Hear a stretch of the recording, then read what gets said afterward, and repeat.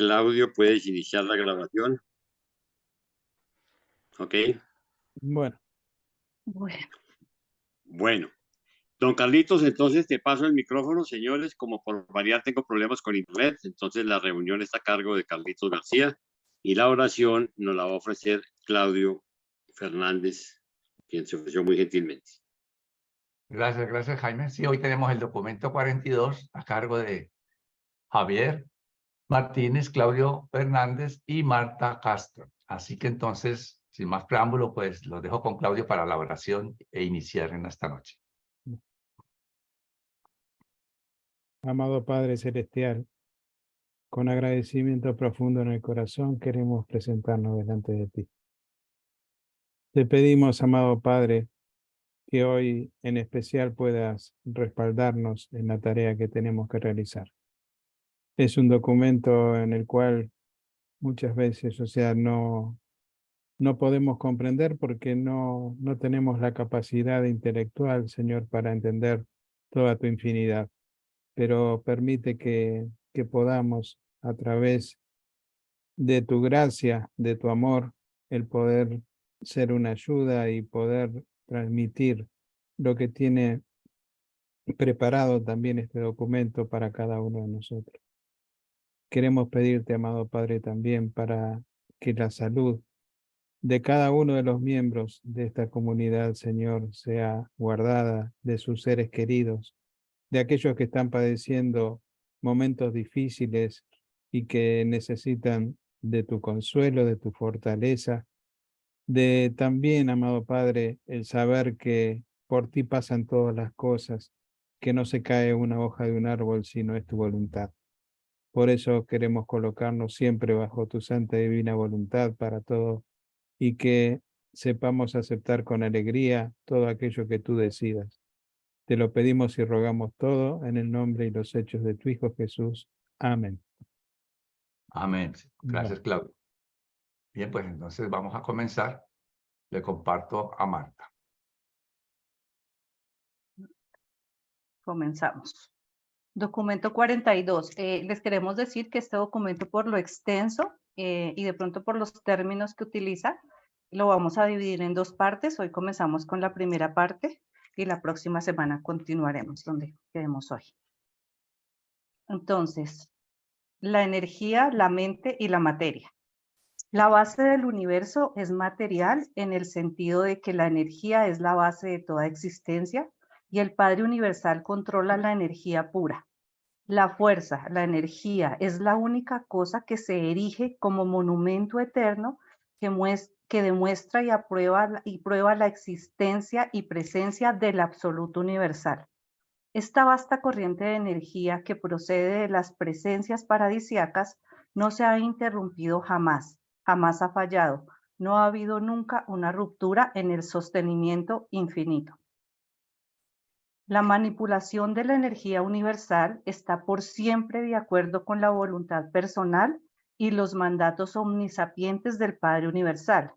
Este control personal del poder manifiesto y de energía circulante se modifica por las acciones y decisiones coordinadas del Hijo Eterno, así como también por los propósitos unidos del Hijo y el Padre ejecutados por el actor conjunto. Recuerden que el actor conjunto es el que ejecuta, él es como el arquitecto, el que es el dueño de toda la energía. Entonces, de él procede todo lo que es energía y por los circuitos que se desprenden de él.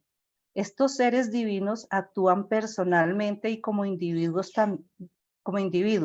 también funcionan en las personas y poderes de un número casi ilimitado de subordinados, cada uno de los cuales expresa en forma variada el propósito eterno y divino en el universo de los universos.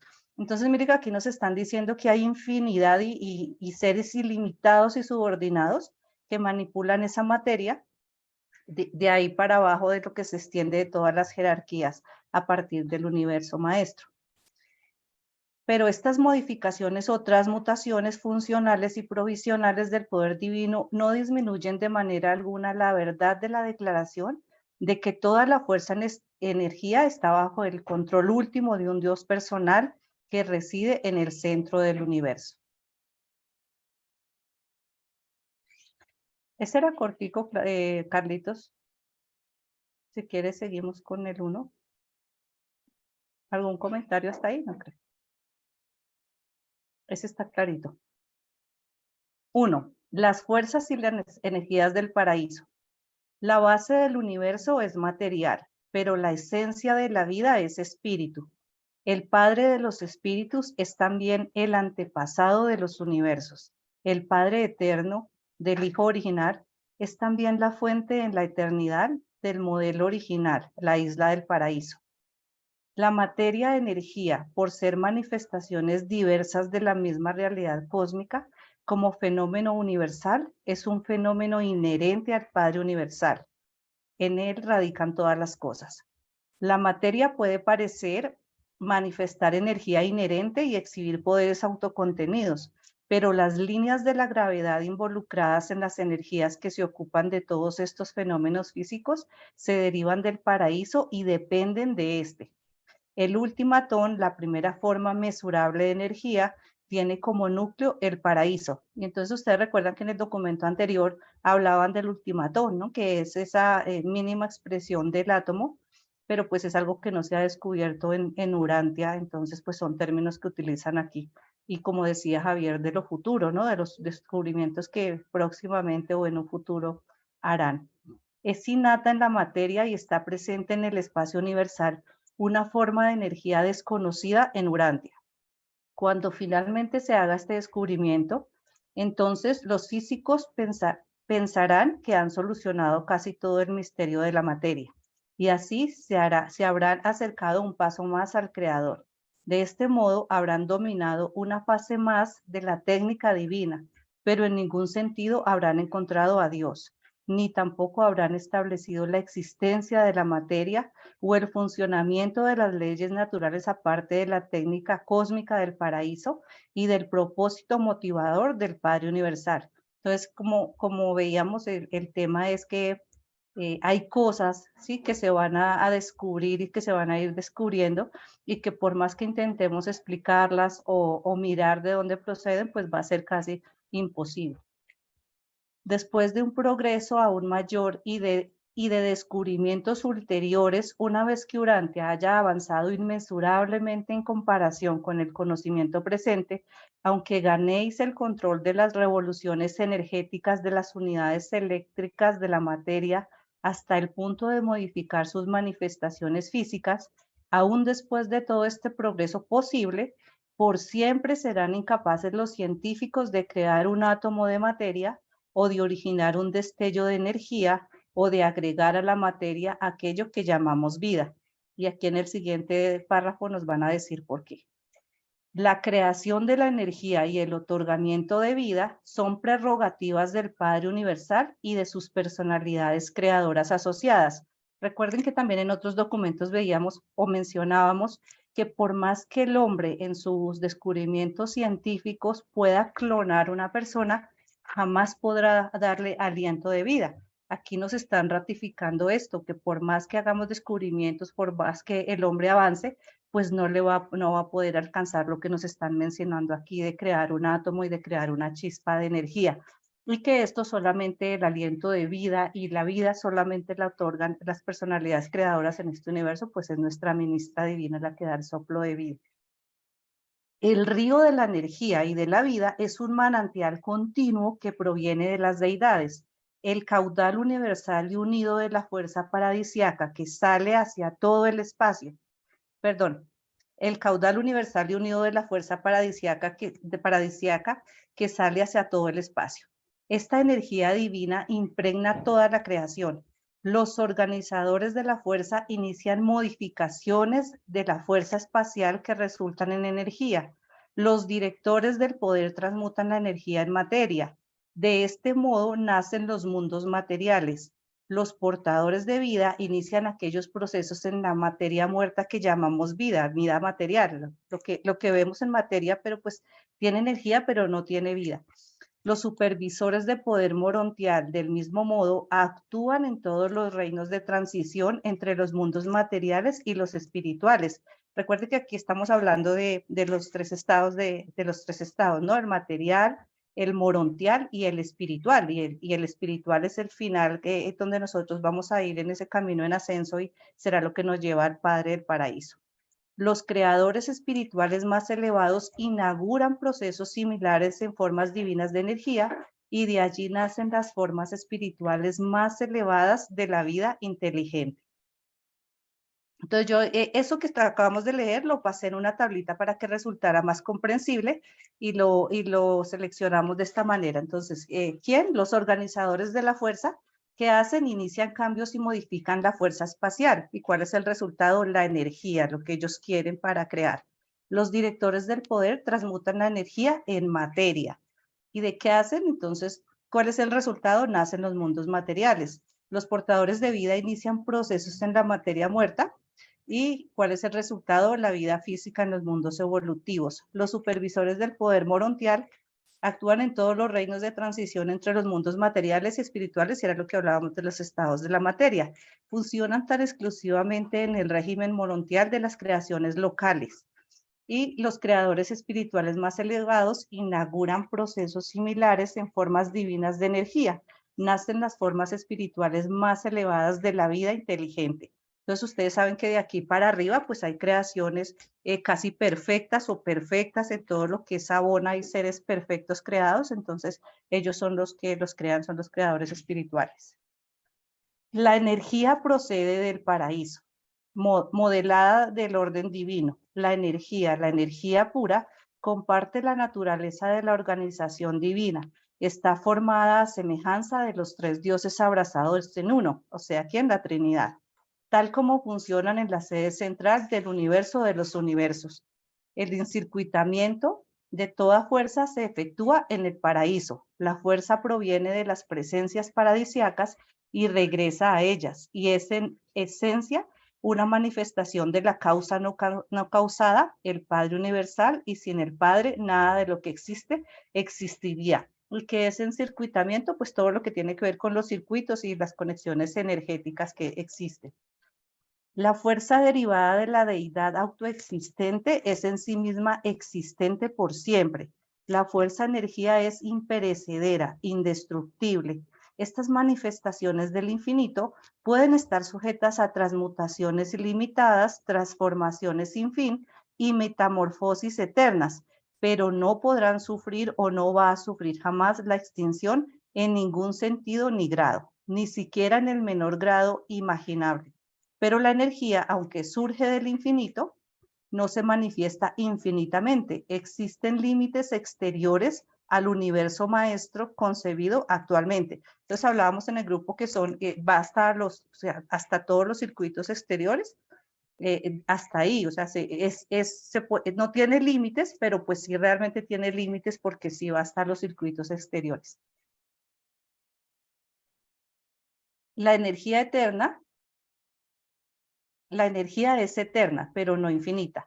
Responde por siempre a la atracción del infinito que todo lo comprende. La fuerza y la energía perduran para siempre. Habiendo salido del paraíso, deben regresar al mismo, aunque se requiera edad tras edad para que se complete el circuito que ha sido ordenado. Aquello que se origina en la deidad paradisiaca tan solo puede tener como destino al paraíso o a la deidad. Todo esto confirma nuestra creencia en el universo de universo circular, un tanto limitado, pero vasto y ordenado. Si esto no fuese verdad, entonces aparecería tarde o temprano la evidencia del agotamiento de la energía en algún momento.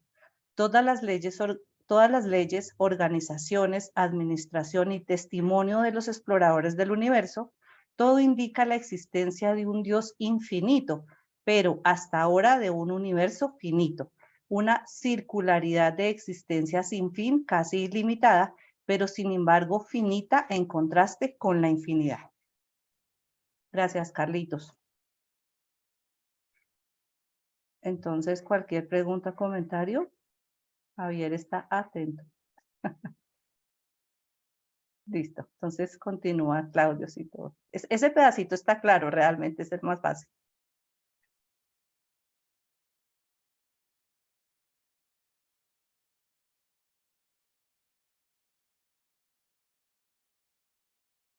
Micrófono, Claudio.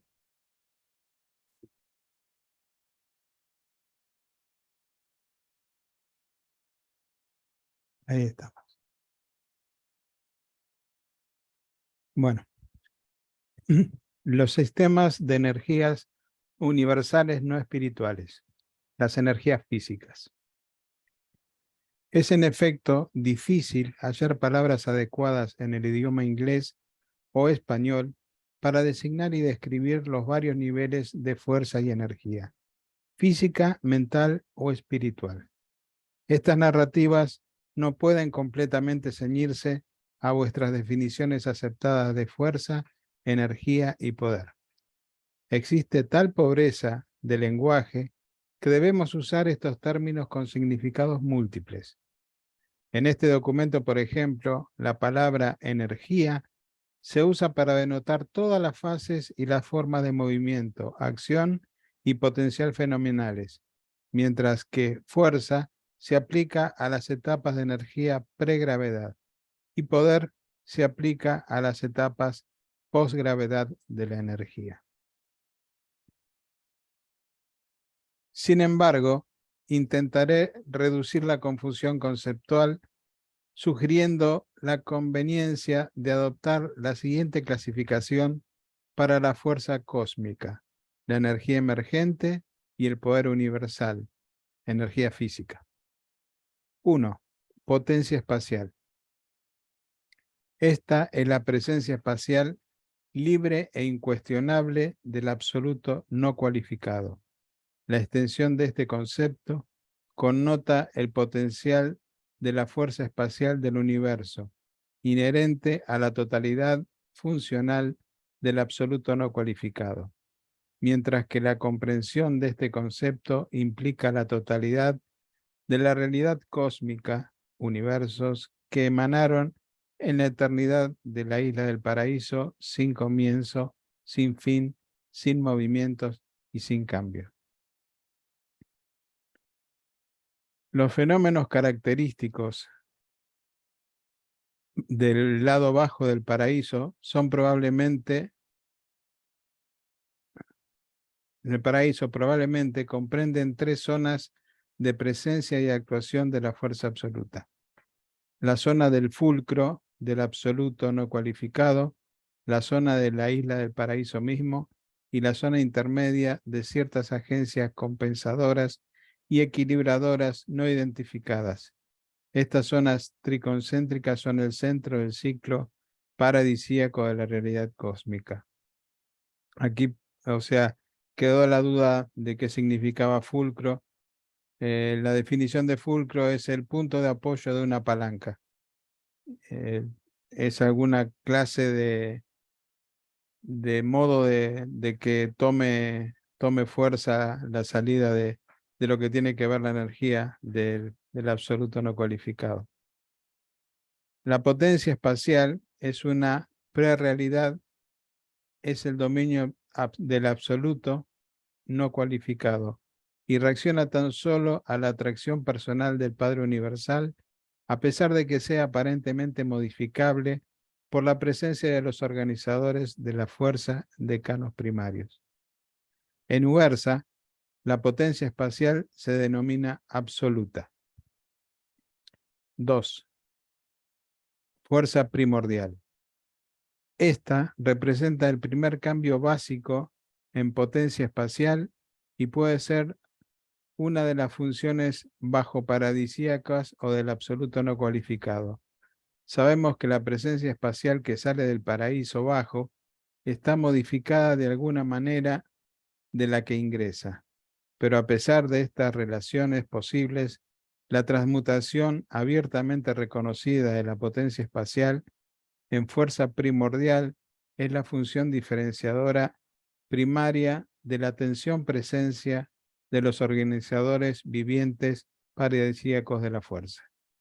Aquí lo que nos está diciendo es que hay un ciclo de renovación de la energía, no sé si la palabra exacta sería renovación, de reciclaje de la energía, aquello que no se aprovecha vuelve al paraíso y forma parte de esa absoluto no cualificado que luego va entonces a volver a transformarse en energía. La fuerza pasiva y potencial se vuelve activa y primordial. En respuesta, la resistencia ofrecida por la presencia espacial de los organizadores de la fuerza decanos eventuados primarios, la fuerza ahora emerge del dominio exclusivo del absoluto no cualificado a los reinos de respuesta múltiple. Respuesta a ciertos movimientos primarios iniciados por el Dios de acción y de allí en adelante a ciertos movimientos compensatorios que emanan del absoluto universal. La fuerza primordial es aparentemente reactiva a la causación trascendental en proporción a la absolutez. La fuerza primordial se denomina a veces energía pura. En Ubersa nos referimos a ella como segregata. 3. Energías emergentes. La presencia pasiva de los organizadores primarios de la fuerza es suficiente para transformar la potencia espacial en fuerza primordial. Y es sobre este campo espacial activado que estos mismos organizadores de la fuerza comienzan sus operaciones iniciales y activas. La fuerza primordial está destinada a pasar a través de dos fases distintas de transmutación de los reinos de la manifestación de la energía, antes de aparecer como poder universal. Estos dos niveles de energía emergente son: A. Energía potente. Esta es una energía poderosamente direccional, movida por la masa, tensionada poderosamente y de reacción forzada. Sistemas gigantescos de energía puestos en movimiento por las actividades de los organizadores primarios de la fuerza. Esta energía primaria potente al principio no responde definitivamente a la atracción de la gravedad del paraíso, aunque probablemente da una respuesta de agregado de masa o direccional en el espacio al grupo colectivo de influencias absolutas que operan desde el lado bajo del paraíso. Cuando la energía surge hasta el nivel de la respuesta inicial a la atracción circular y absoluta de la gravedad del paraíso, los organizadores primarios de la fuerza dan paso a la acción de sus asociados secundarios. Aquí, están ellos haciendo una tarea que es el generar esas nebulosas gigantescas, hacerlas girar, y cuando, llega un punto en que cuando empieza a tomar gravedad, cuando empieza a tomar masa ese tipo de energía, porque todavía ni siquiera son átomos, pasan a la acción de los asociados secundarios. B. Energía de gravedad. La energía que responde a la gravedad que ahora aparece tiene el potencial del poder universal y se vuelve el antepasado activo de toda materia universal. Esta energía secundaria o energía gravitacionaria es el producto de la elaboración de la energía que resulta de la presión presencia y de las tendencias tensionales establecidas por los organizadores de la fuerza decanos, asociados trascendentales. En respuesta a la tarea de estos manipuladores de la fuerza, la energía espacial pasa rápidamente de la etapa potente a la etapa gravitacional, volviéndose así directamente reaccionante a la atracción circular de la gravedad absoluta del paraíso y mostrando a la vez cierto potencial de sensibilidad a la atracción de la gravedad lineal inherente a la masa material. Hay dos tipos de gravedad. Una que tiene que ver con los circuitos del paraíso y la otra que es la gravedad lineal que nosotros conocemos, que tiene que ver con la masa de las esferas, ya sea los soles o los planetas, a punto de aparecer, que corresponde a las etapas electrónica y postelectrónica de la energía y de la materia. Al aparecer la reacción de la gravedad, los organizadores de la fuerza, decanos asociados, trascendentales, pueden retirarse de los ciclones energéticos del espacio, siempre y cuando los directores del poder universal sean asignables a ese campo de acción.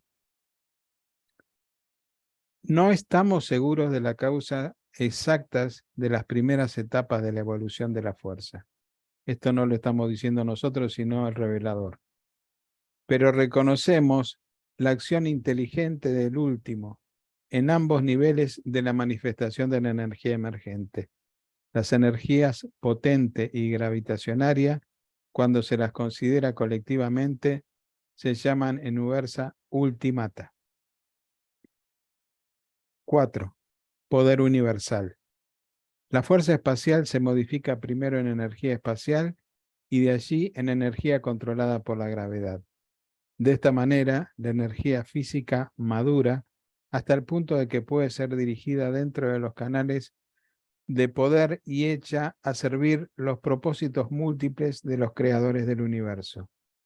Esta tarea es emprendida por los versátiles directores, centros y controladores de la energía física en el gran universo.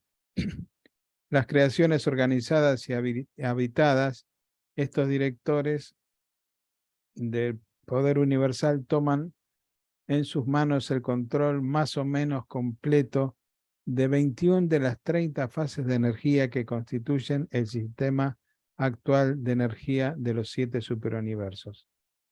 De ellos pueden manejar 21 de las 30 fases.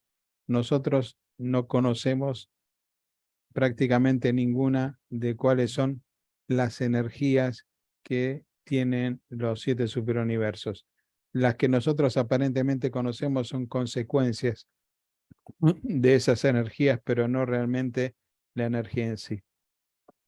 Este dominio de poder, energía, materia, es el reino de las actividades inteligentes del séptuple, que actúa bajo el supercontrol espacio-temporal del Supremo.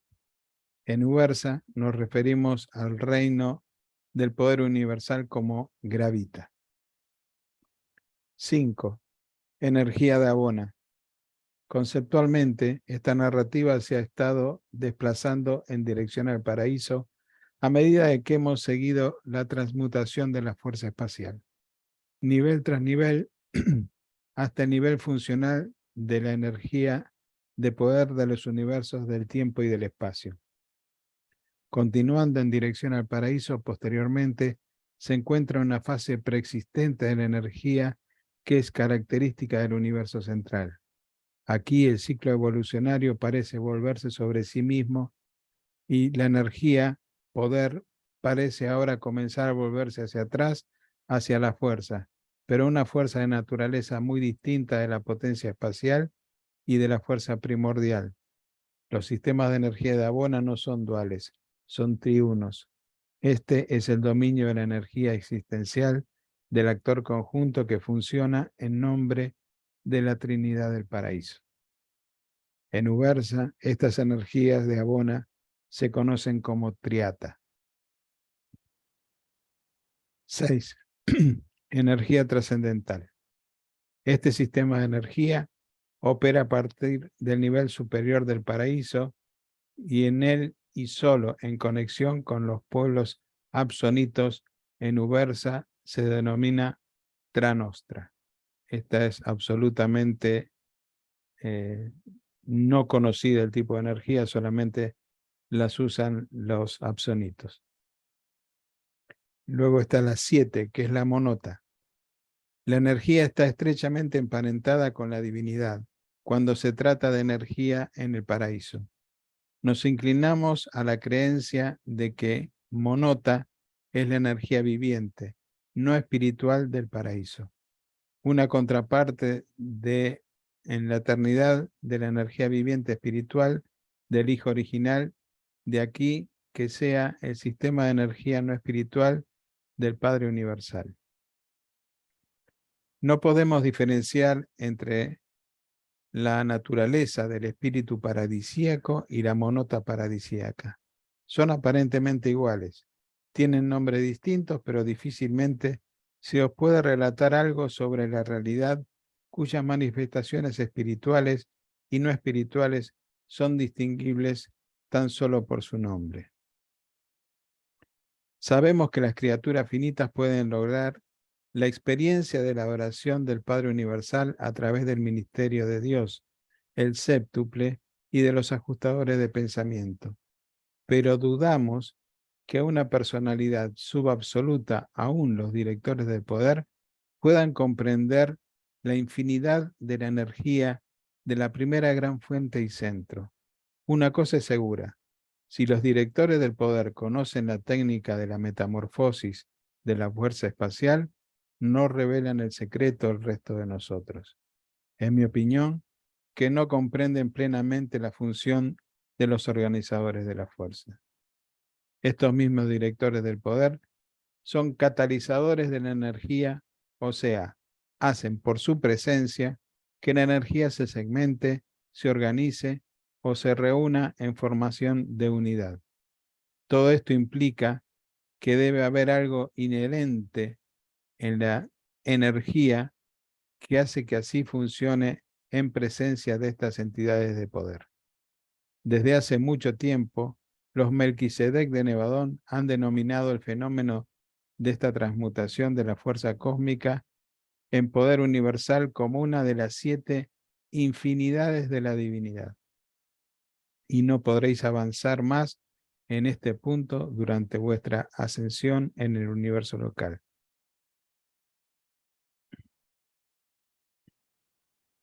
A pesar de nuestra incapacidad para comprender plenamente el origen de la naturaleza y las transmutaciones de la fuerza cósmica, comprendemos perfectamente todas las fases de la conducta de la energía emergente de los tiempos de su respuesta directa y clara a la acción de la gravedad del paraíso, aproximadamente en el momento del comienzo de la función de los directores del poder de los superuniversos.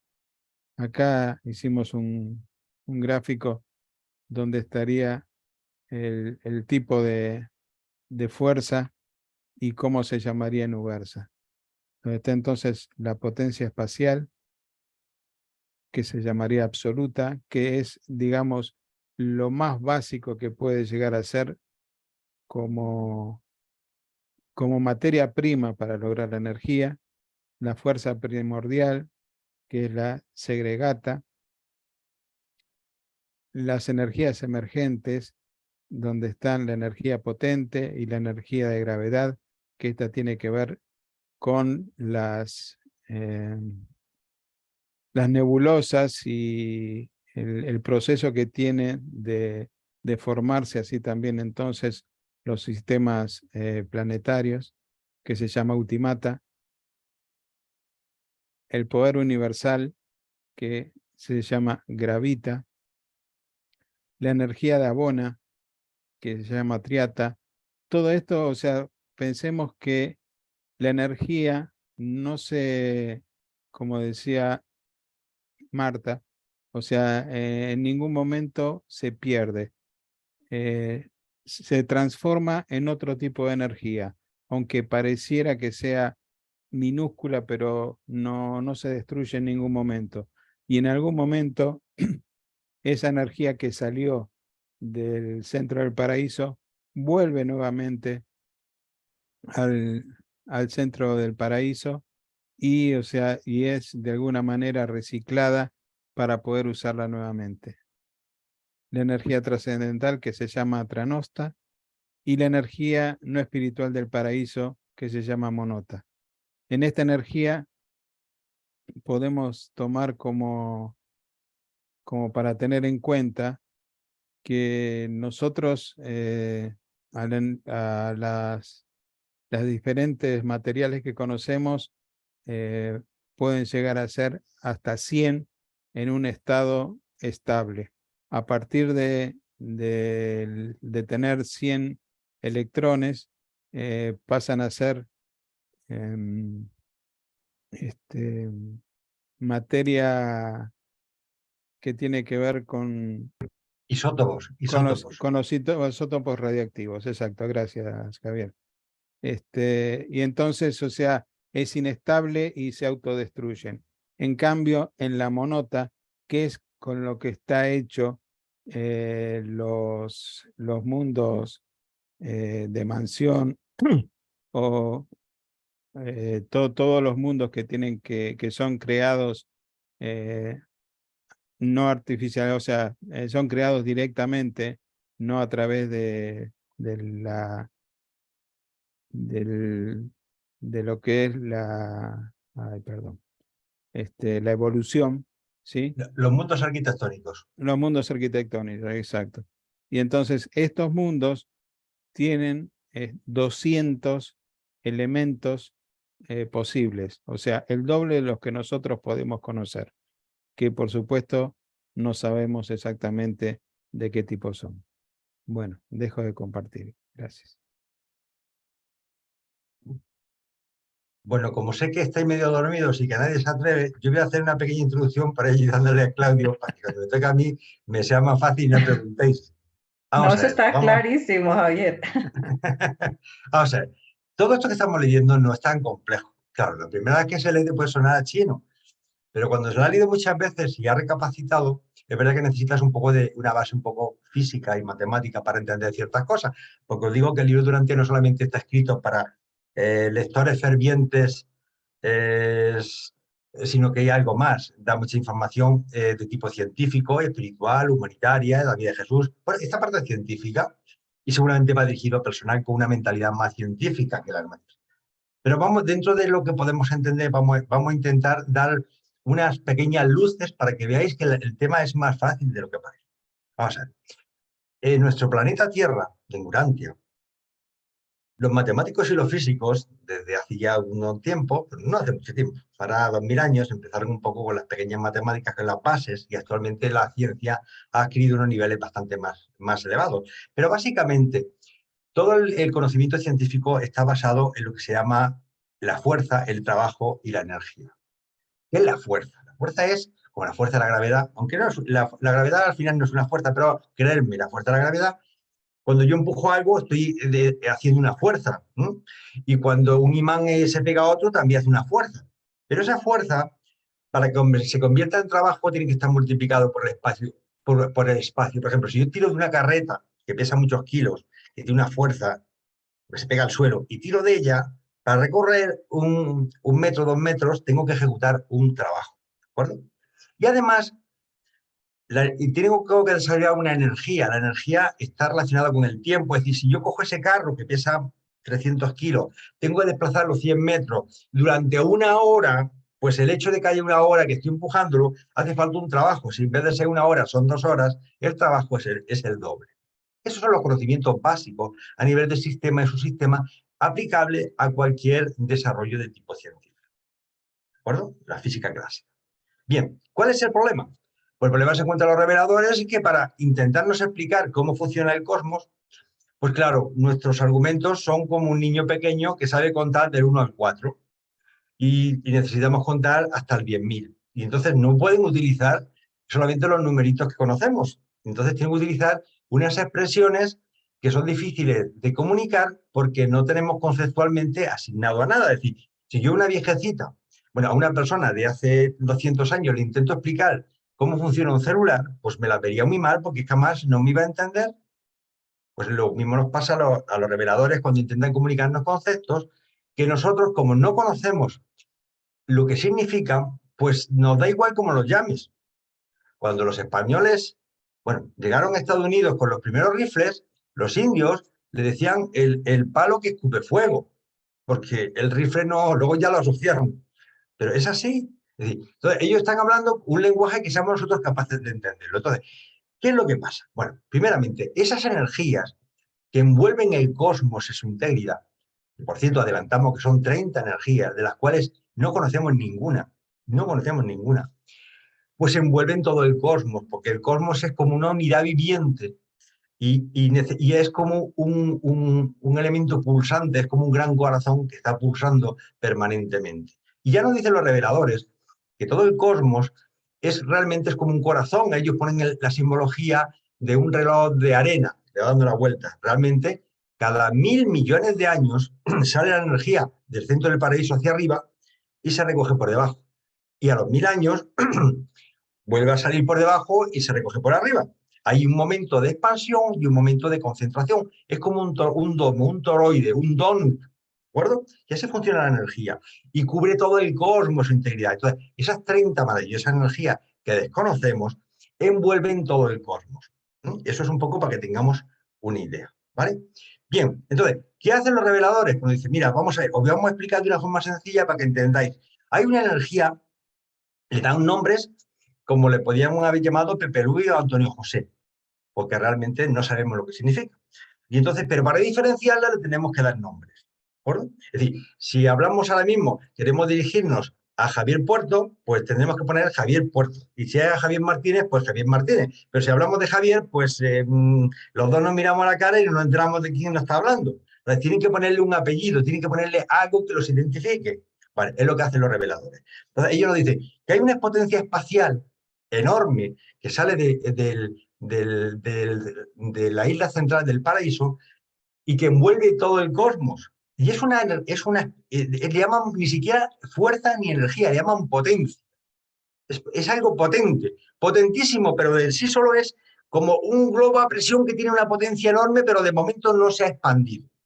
Y esa potencia espacial que desconocemos en qué consiste, como lo decimos con humildad, por ello le dicen que le llaman el nombre de absoluta. Bueno, de absoluto. La potencia absoluta, ¿vale? ¿Vale? ¿Qué es? Yo no lo sé explicar. Nos dicen que a partir de ahí, cuando hay ciertos organizadores de la fuerza que realmente cogen esa potencia espacial y la transmutan en algo que, digamos, es más digerible. Es como si yo cojo el agua y la arcilla y, bueno, voy a empezar a hacer un ladrillo. Le empieza a dar forma para que sirva para algo, porque el agua sirve para lo que sirve y la arcilla para lo que sirve. Pero yo necesito un ladrillo para construir. Entonces tengo que transmutar esas en algo que me sirva. Y entonces aparece la primera fuerza que se llama la fuerza primordial, ¿vale? A las cuales ellos le dan el nombre de segregata, que está segregada, que está, ¿vale? Le dan ese nombre, ¿de acuerdo? Y ellos dicen también que a partir, cuando esa energía pura se manipula, pues se convierte realmente en otro nombre que le dan, que es energía emergente, la energía que empieza a emerger, la energía que realmente se puede utilizar. Ya está el ladrillo construido, ya está. Y le llaman ultimata, porque está al final el último, y a ultimata, pues el último, es decir, la última fase de la manipulación de la energía. Y finalmente ellos hablan cuando ya esa energía la podemos hacer uso con ella, podemos manipularla, le llaman poder universal. Y es la gravita. Gravita viene de gravedad, es decir, es la materia que es sensible a la gravedad, que es la que nosotros conocemos. ¿De acuerdo? ¿Y qué es la gravita? Pues la gravita es la materia, energía, que está contenida en las estructuras electrónicas de los átomos. ¿De acuerdo? Y eso es un poco la síntesis, un poco para que lo conozcáis con palabras sencillas. Y ahora, volviendo un poco más ahí a lo que han leído tanto Marta como Claudio, pues es importante que conozcamos que lo que nos están diciendo los reveladores es que toda la materia física que nos envuelve en el mundo material que estamos, es una materia que es electrónica, está compuesta por estructuras atómicas. Una estructura atómica, un átomo, lo más pequeño que se conocía hasta hace poco, pues realmente estaba compuesto por un núcleo y unos electrones que daban vuelta alrededor de ese núcleo.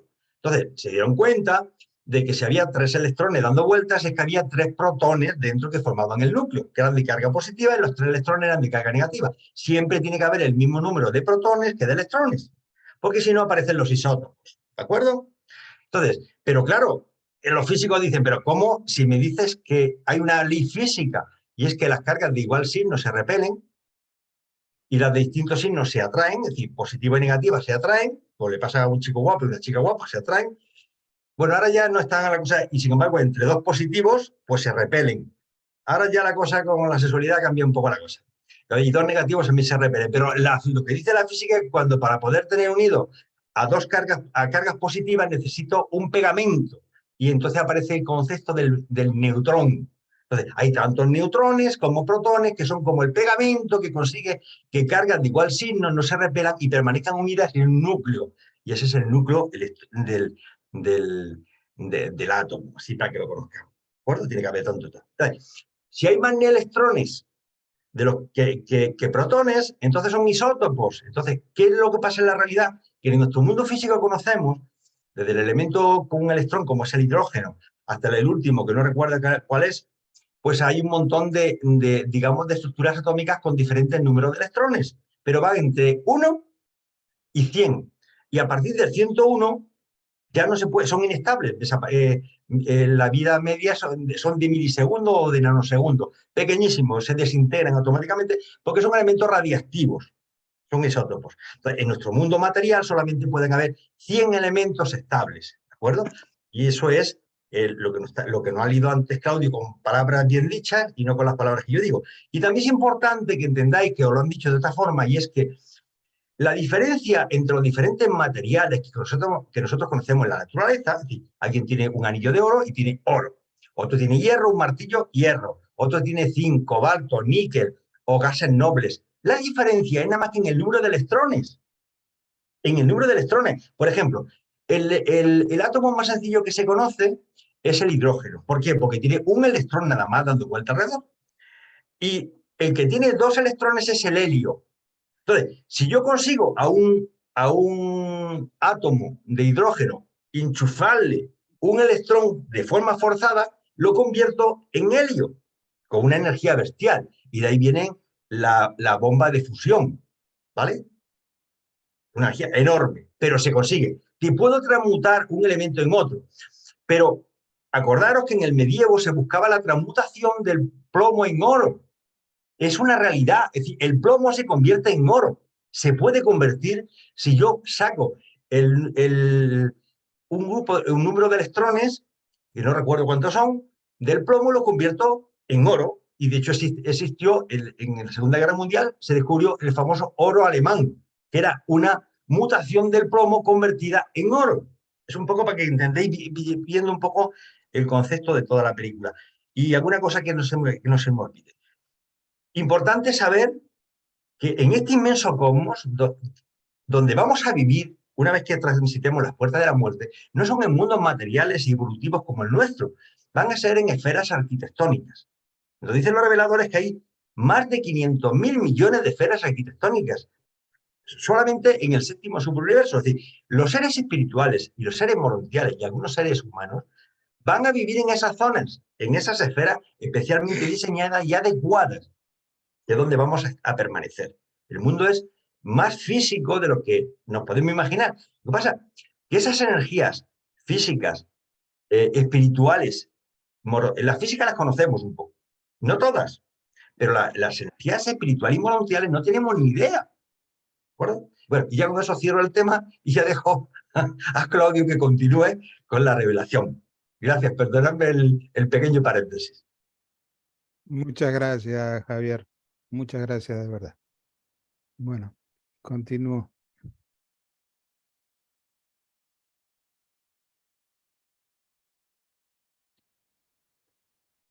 Clasificación de la materia. La materia es idéntica en todos los universos, a excepción del universo central. La materia, en sus propiedades físicas, depende de las velocidades de revolución de sus componentes, del número y tamaño de las partículas que giran, de su distancia del cuerpo del núcleo o del contenido espacial de la materia, así como también de la presencia de ciertas fuerzas que aún no se han descubierto en Urantia.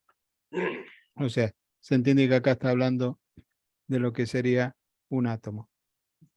En los distintos soles, planetas y cuerpos espaciales existen 10 grandes divisiones de la materia. 1. Materia ultimatónica. Las primeras unidades físicas de la existencia de la materia, las partículas de energía que forman los electrones. Para que nos demos una idea, para formar un electrón se necesitan 100 ultimatones.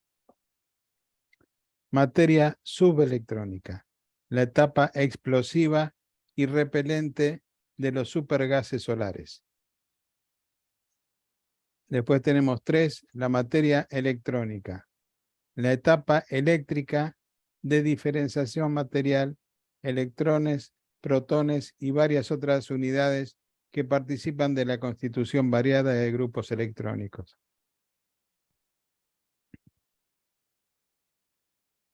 Después tenemos 4, la materia subatómica, materia que existe ampliamente en el interior de los soles calientes. Estos son átomos que por causa de la presión y la temperatura, o sea, fueron de alguna manera rotos en su estructura. Átomos destruidos que se encuentran en los soles en enfriamiento y en todo el espacio. Materia ionizada, 6. Átomos individuales que han perdido sus electrones exteriores, activos químicamente, debido a actividades eléctricas térmicas de rayos X o de solventes. Luego tenemos 7, la materia atómica, la etapa química de la organización elemental de las unidades componentes de la molécula o de la materia visible. 8. Etapa molecular de la materia. Materia tal como existe en Urantia en estado de materialización relativa, estable, bajo condiciones comunes. Es todo lo que vemos nosotros. Lo demás es prácticamente más que microscópico. 9. Materia radioactiva. La tendencia y actividad desorganizadora de los elementos más pesados bajo condiciones de calor moderado y de menor presión de la gravedad. Es lo que decía Javier de los elementos que tienen más de 100 electrones. Y 10, materia desintegrada. La materia relativamente estacionaria que se encuentra en el interior de los soles fríos o muertos. Esta forma de materia no es realmente estacionaria. Aún existe cierta actividad ultimatónica y aún electrónica, pero estas unidades están muy cerca unas de las otras y sus velocidades de revolución están grandemente disminuidas, seguramente por causa de las presiones y la masa que tienen esos soles muertos. Acá hay un gráfico como para poder, o sea, darnos una idea de todo, de cómo pasa lo sólido a lo líquido, a lo gaseoso, y hasta cuando el gas se ioniza, pasa a otro estado que se llama plasma, ¿sí? O sea, en la clasificación arriba mencionada de la materia, pertenece a su organización y no a las formas de su aspecto ante los seres creados. Tampoco toma en cuenta las etapas preemergentes de la energía, ni las materializaciones eternas en el paraíso y en el universo central. Bueno, no sé si hay dudas, y si no, Javier nos va a explicar. Bueno, gracias, Claudio. Antes de comenzar, una pequeña aclaración un poco, porque ha leído ciertas cosas que seguramente al principio no las entendéis, pero realmente créanme que es de sentido común.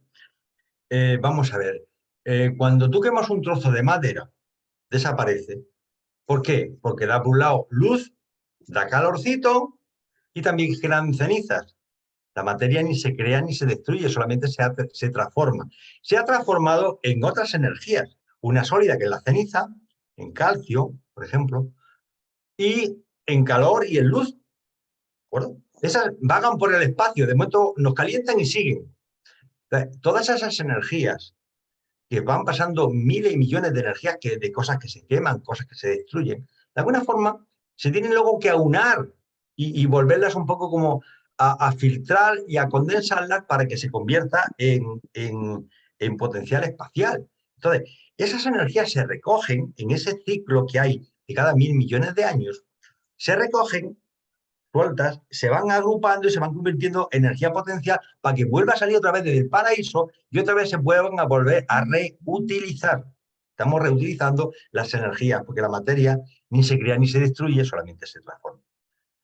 Bien, dicho esto, hay solamente 3 energías que ya hemos hablado antes que no tenemos ya ni idea, porque es que son, hablamos de la energía de Abona. Como no hemos estado en Abona y hasta que lleguemos a Abona, Dios sabe, solamente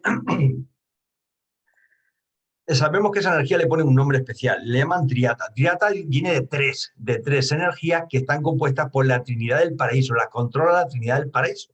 Pues se llaman triata, no le llaman diata, ni uniata, triata, tres.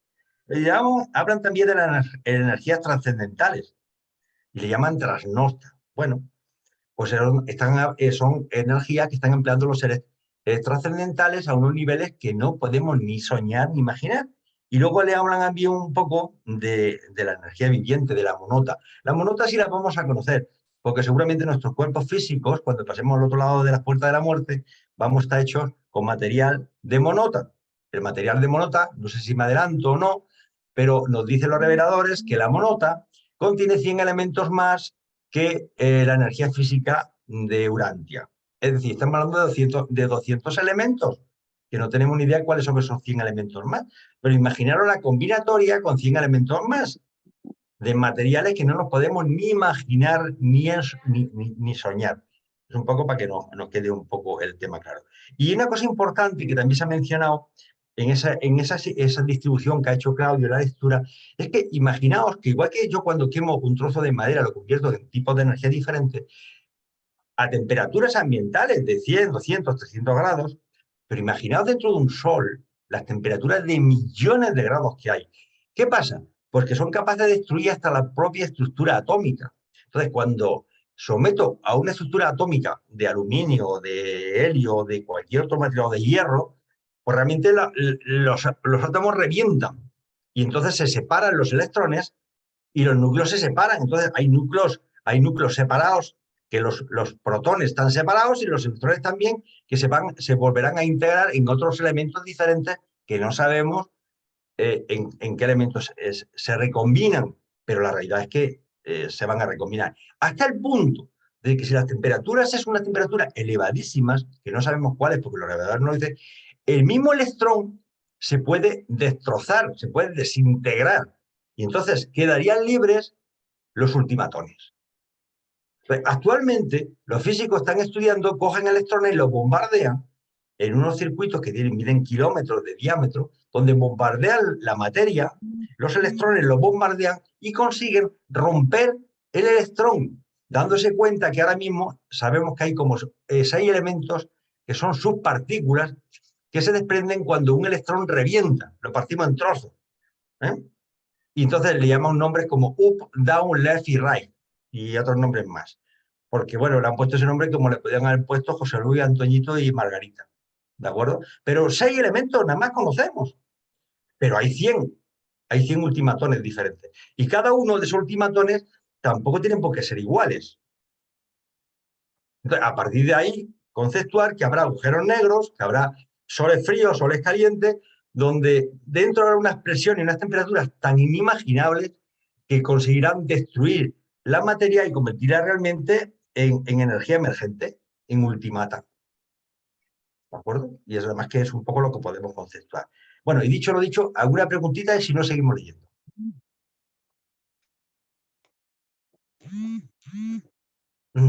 Bueno, pues entonces, si no os animáis, voy a compartir. Claudio, lo ha dejado tan clarito que nadie pregunta. No. Te agradezco mucho, de verdad, porque el que la he puesto claro fuiste tú.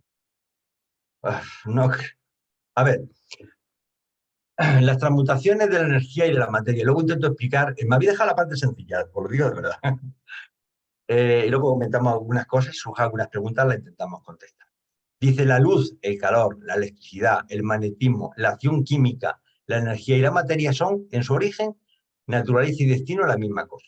Es decir, que estamos trabajando con la única energía que conocemos, el electromagnetismo, prácticamente.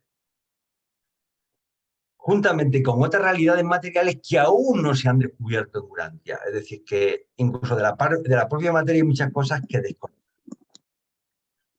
No comprendemos plenamente los cambios casi infinitos que puede sufrir la energía física. Y ellos no lo comprenden menos nosotros.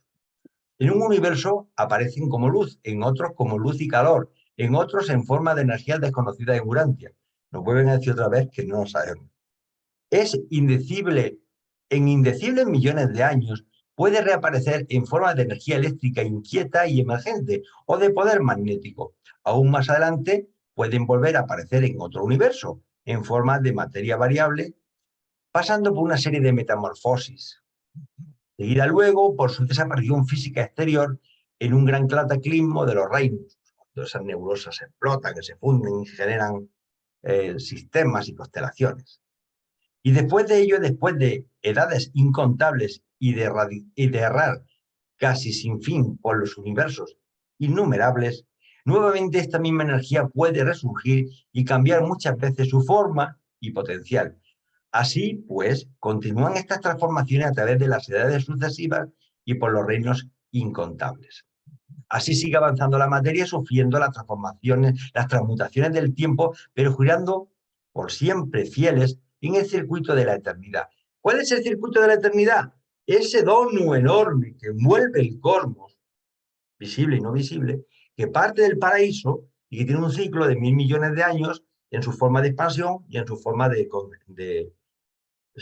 contracción. Ahora mismo, bien sabéis, que estamos en la fase de expulsión, es decir, no estamos cada vez separando las galaxias unas más de otras. Así sigue avanzando la materia, sufriendo las transmutaciones del tiempo, pero girando por siempre, fielmente en el circuito de la eternidad, aunque se le impida por mucho tiempo regresar a su fuente, la fuente es la isla central del paraíso, responden a ella por siempre y prosiguen en el camino ordenado por la personalidad infinita que las envía. Bien, los centros de poder y sus asociados. ¿Quién maneja, quién controla toda esta energía? Bueno, pues nos dicen estos caballeros, que son los que se encargan de gestionar estos temas. Y se ocupan intensamente del trabajo de transmutación del ultimatón en los circuitos y revoluciones del electrón. Estos seres singulares controlan y componen el poder mediante su hábil manipulación de las unidades básicas de la energía materializada, los ultimatones. Estos son los químicos del cosmos. Son los amos de la energía que circula en su estado primitivo. En enlace con los controladores físicos son capaces de controlar y dirigir eficazmente la energía aún después de que se ha transmutado al nivel eléctrico, la así llamada etapa electrónica. Pero su gama de acción se limita enormemente cuando la energía organizada electrónicamente entra en los remolinos de los sistemas atómicos. En el momento de tal materialización, estas energías caen bajo la atracción completa del poder de la gravedad lineal. Porque quiero recordar que la gravedad lineal, la de atracción, solamente responde a la energía, a la materia física. Son las que es capaz de interactuar. Porque lo que es el potencial espacial y las fuerzas primordiales, la gravedad no le afecta en absoluto. La gravedad actúa positivamente en las líneas de fuerza y los canales de energía de los centros de poder y de los controladores físicos, son los que controlan el tema. Pero estos seres tienen tan solo una relación negativa con la gravedad, el ejercicio de sus dotes de antigravedad, ¿vale? Cosa que nosotros andamos buscando por todos los sitios, la antigravedad, pero actualmente sabemos algo de la antigravedad, bastantes cosas, pero aún no podemos generar antigravedad. Bueno, miento, sí se puede generar antigravedad.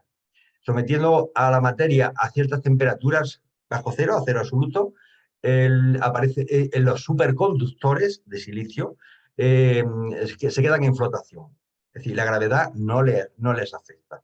De hecho, están trabajando muchísimo en ese tema para intentar crear naves que se puedan mover con este tipo de energía.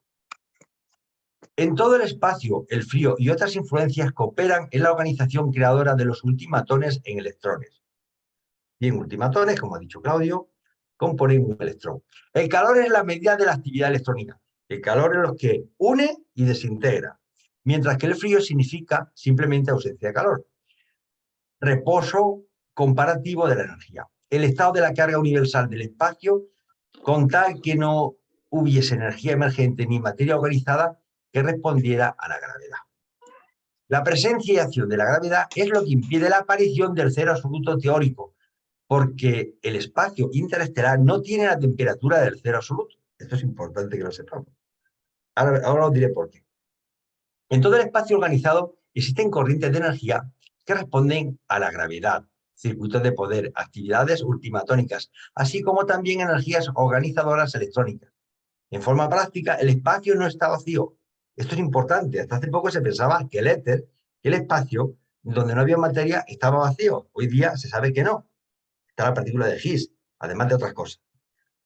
Aún la atmósfera de Urantia se hace cada vez menos densa hasta que unos 5.000 kilómetros comienzan a desvanecerse en la materia espacial media en esta sección del universo. Es decir, ahora mismo estamos muy densos, pero conforme nos separamos del núcleo del planeta, cada vez se desvanece más y al final está hay algo que no sabemos lo que es, que le llamamos el éter. ¿De acuerdo?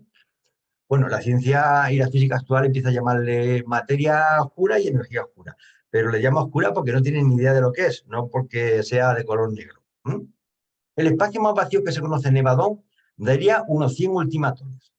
Es el electrón, es lo más pequeñito que conocemos. El equivalente de un electrón, por 16,4 centímetros cúbicos.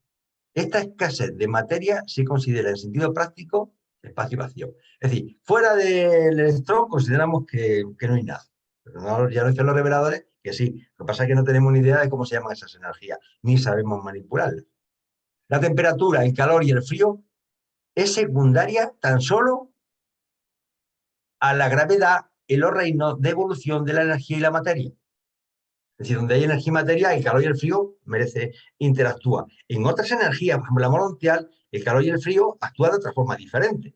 Las temperaturas bajas favorecen ciertas formas de construcción electrónica y de ensamblaje atómico, mientras que las temperaturas elevadas facilitan todo tipo de rupturas atómicas y desintegración material. El ejemplo lo ha puesto Claudio Clarito, con el tema del agua. Las temperaturas frías pues, se solidifican la materia, ¿de acuerdo? Y si le aplico temperatura, aplico calor, pues se convierte en vapor, en líquido, y si le aplico más vapor, en el agua a 100 grados, pues ya se convierte en vapor. Incluso llega a formarse plasma si le aplico una temperatura mucho mayor. Cuando se las somete al calor y a la presión de ciertos estados solares internos, todas las asociaciones de materia, excepto las más primitivas, pueden desintegrarse. El calor, de este modo, puede sobreponerse en gran parte a la estabilidad gravitacional, pero no hay calor solar ni presión conocidos que puedan convertir a los ultimatones de vuelta en energía potente. Es decir, que con el calor del sol no podemos destruir los ultimatones. Los ultimatones son indestructibles. Los orbes flameantes pueden transformar la materia en varias formas de energía, pero los mundos oscuros y todo el espacio exterior pueden retardar la actividad electrónica y ultimatónica hasta el punto de convertir estas categorías en la materia de los reinos. Ciertas asociaciones electrónicas de naturaleza cercana, así como muchas de las asociaciones básicas de materia nuclear, se forman en temperaturas excesivamente bajas en el espacio abierto, aumentando luego por asociación con agregaciones más grandes de energía en materialización. De una materia a una temperatura y luego si la juntas con otra materia y la sometes a temperatura, pues bueno, esto es el famoso crisol. Convierto otros materiales y otros productos materiales. A través de toda esta metamorfosis interminable de la energía y de la materia, debemos considerar la influencia de la presión gravitatoria y la conducta antigravitacional de las energías ultimatónicas bajo ciertas condiciones de temperatura, velocidad y revolución. Cuando habla de esto y cuando la temperatura, todo el mundo sabemos lo que hablamos de temperatura, la velocidad también, pero la revolución ¿a qué es? A la velocidad que circulan los electrones alrededor de un núcleo. La temperatura, las corrientes de energía, las distancias y la presencia de los organizadores vivientes de la fuerza y de los directores del poder también tienen efectos sobre los fenómenos de transmutación de la energía y la materia. Bueno, he puesto un pequeño croquis para indicaros un poco, porque quería poner aquí, por ejemplo, un semiconductor, cuando lo someto a cero absoluto, realmente entra en flotación y no le afectan las leyes de la gravedad. El cero absoluto, en grados Kelvin, he puesto las tres escalas, en grados Kelvin equivale a menos 273,15 grados centígrados. Bueno, esto son cosas que saben los estudiantes del bachillerato. El aumento de la masa en las materias es igual al aumento de la energía dividida por el cuadrado de la velocidad de la luz. Dicho así, dirían, ¿qué están diciendo?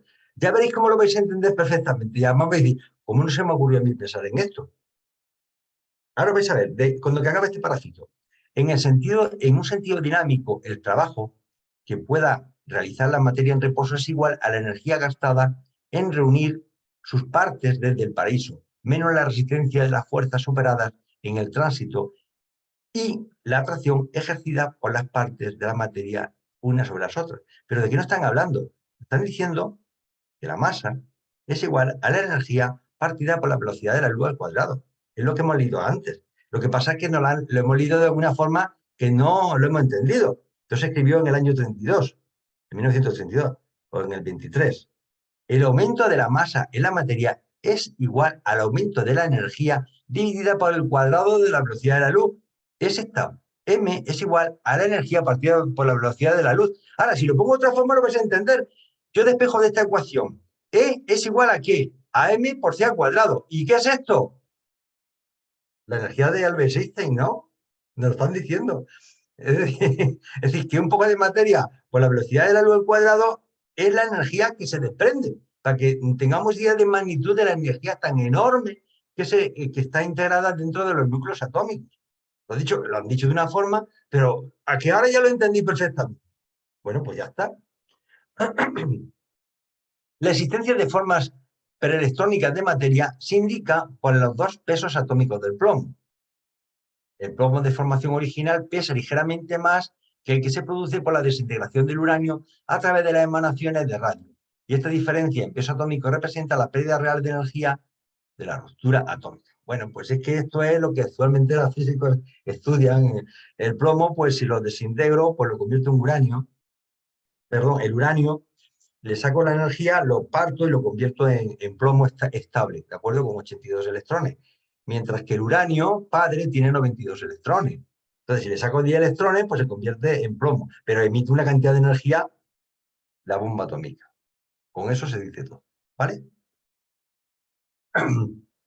Digamos, de alguna forma nos están diciendo cosas que ya casi conocían. Es verdad que la bomba atómica, las primeras bombas atómicas, si no mal recuerdo, se lanzaron sobre Nagasaki y Hiroshima al final de la Segunda Guerra Mundial, por eso se acabó. Pero la Segunda Guerra Mundial fue después de la revelación.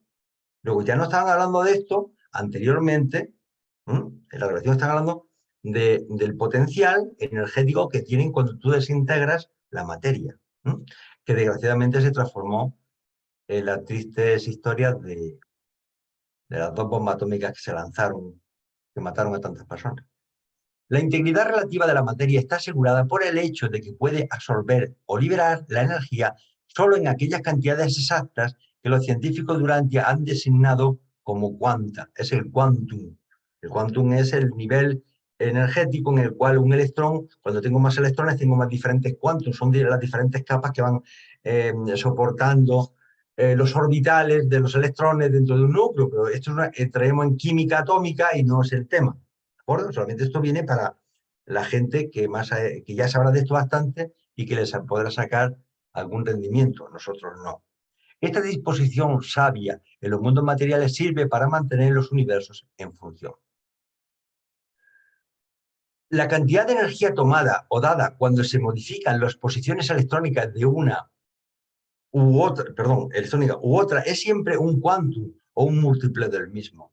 Pero las dimensiones de las estructuras materiales correspondientes determinan totalmente la conducta vibratoria u ondulada de dichas unidades de energía. Estos picos de energía ondulada tienen un diámetro de 860 veces mayores que los ultimatones, electrones, átomos y otras unidades que así actúan. Son los niveles. Es que no quiero entrar en este tema porque no quiero convertir esto en una clase de química. La confusión sin fin que acompaña la observación de la mecánica de ondas de la conducta quantum se debe a la superimposición de las ondas de energía. Y nos dicen algo que la física actualmente conoce. Dice, dos crestas pueden combinarse para hacer unas crestas de doble altura, mientras que una cresta y una depresión pueden combinarse produciendo de este modo una cancelación mutua. Esto es una expresión para un niño pequeño, que tampoco se enteraría, por supuesto. Pero en esencia lo que está hablando es la teoría ondulatoria. Si yo tengo dos ondas, como aquí a la izquierda, ¿veis? Tengo esta violeta y otra azulita, pues la superposición, esto es la recta de uno y otro, pues da esta señal más pequeñita, ¿de acuerdo? Y sin embargo, si están desfasadas, pues se suman. ¿De Esto es la teoría ondulatoria, que hay dos tipos de ondas, las ondas constructivas cuando se suman y las ondas destructivas pues cuando se anulan las unas a las otras.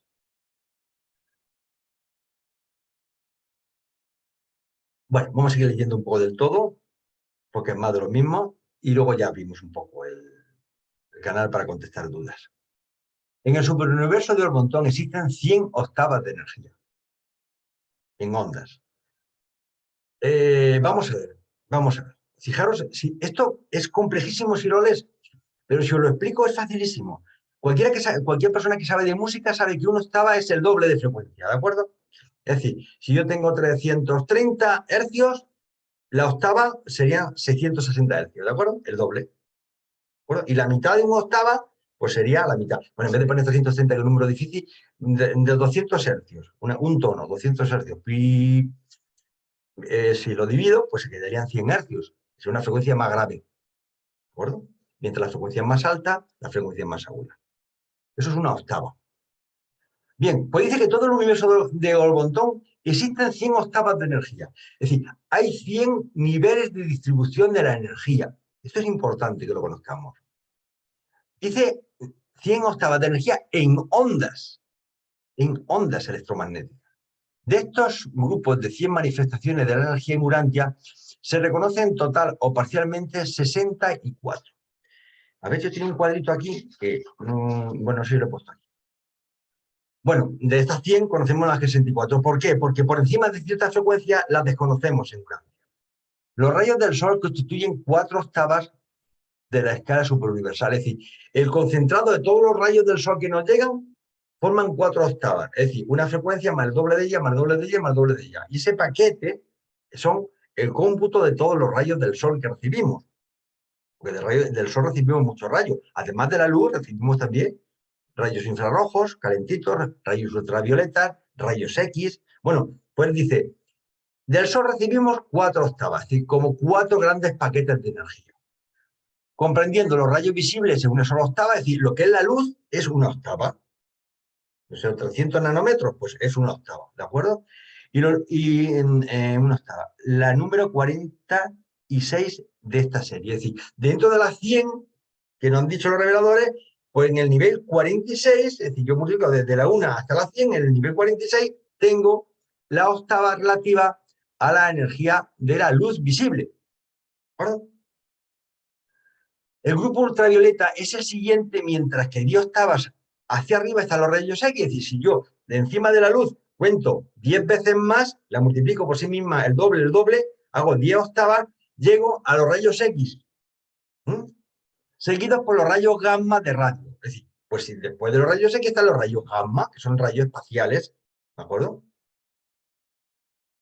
32 octavas por encima de la luz visible del Sol están los rayos de energía del espacio exterior. Es decir, pues de la luz visible, que hemos dicho que era la 40 y tanto, que ya no me acuerdo cuál era, la 60, ya no me acuerdo cuál era. A partir de ahí, si subo 32 octavas por encima de la luz visible, pues están los rayos de la energía del espacio exterior, que además los desconocemos, tan frecuentemente mezclados con partículas diminutas de materia altamente energizada. Hacia abajo, a partir de la luz, es decir, desde la luz para abajo, desde la octava de la luz para abajo, entre la luz solar visible, aparecen los rayos infrarrojos, los que nos dan calorcito, pero no se ven. Y 30 octavas por debajo, por más abajo, está en el grupo de las transmisiones de radio. Es decir, todas las radiaciones de las ondas electromagnéticas de la radio y la televisión que recibimos en nuestra casa, pues están por debajo, lógicamente, son frecuencias más bajas. Bueno, aquí he puesto una pequeña síntesis para que de alguna forma toda esta palabrería que nos dicen, pues la podemos entender. Entonces, fijaros que la luz visible, he puesto aquí arriba 46, ¿vale? Dentro de las 100 octavas, pues ocupa el número 46. Esto es la luz visible, ¿de acuerdo? Por encima está la luz ultravioleta. En la 56, en la octava 56, nos dice que están los rayos X, y la última que nos dice que más alta son los rayos gamma que están en la 64. ¿De acuerdo? En la octava 64. Y ya a partir de la 64 para adelante, hasta la 100, no tenemos ni idea de qué energía nos están hablando. Ni idea. Hacia abajo sí. Hacia abajo sabemos que, por ejemplo, si seguimos para abajo, están por debajo de la luz visible, está la luz infrarroja, que es la luz que hay calorcito, ¿de acuerdo? O de esas lámparas de infrarrojo que compramos de cuando en cuando para calentarnos. Y si tiramos hacia abajo, pues están las ondas de radio, está aquí un ejemplito, está en el nivel en el 26, ¿de acuerdo? Y hacia abajo, pues llegaríamos hasta la una, que serían las frecuencias extremadamente bajas, de frecuencias tan bajas que realmente ni se utilizan. Es un poco para que conozcáis un poco la distribución de las octavas y una forma súper singular de explicar los reveladores la distribución de las energías en el cosmos. Yo, como ingeniero de telecomunicaciones, es la primera vez que me he encontrado con este tipo de intentar explicar algo que lo conocía de otra forma que me parecía más sencilla. Pero bueno, después cuando uno lo ve, se da uno cuenta que es bastante sencillo, que es fácilmente entendible. Yo creo que los entendéis todos. Y si no miréis ese gráfico, ya está. Y debajo están las frecuencias en kilohercios, megahercios o gigahercios. ¿De acuerdo? Bueno, pues ya está. Las manifestaciones de energía en forma de onda desde el punto de vista del esclarecimiento científico durante el siglo XX se pueden clasificar en los siguientes grupos. Esto es muy sencillo. Lo voy a leer rapidito porque es muy sencillo. Los rayos, bueno, algunos no son tan sencillos, porque no sabemos de qué están hablando. Los rayos infraultimatónicos. Las revoluciones limítrofes de ultimatones cuando comienzan a tomar una forma definida. Claro, los ultimatones empiezan a tomar una forma definida. Sabemos que 100 ultimatones forman un electrón, pero la pregunta que hago, bueno, ¿y si se juntan 48 ultimatones, eso qué es?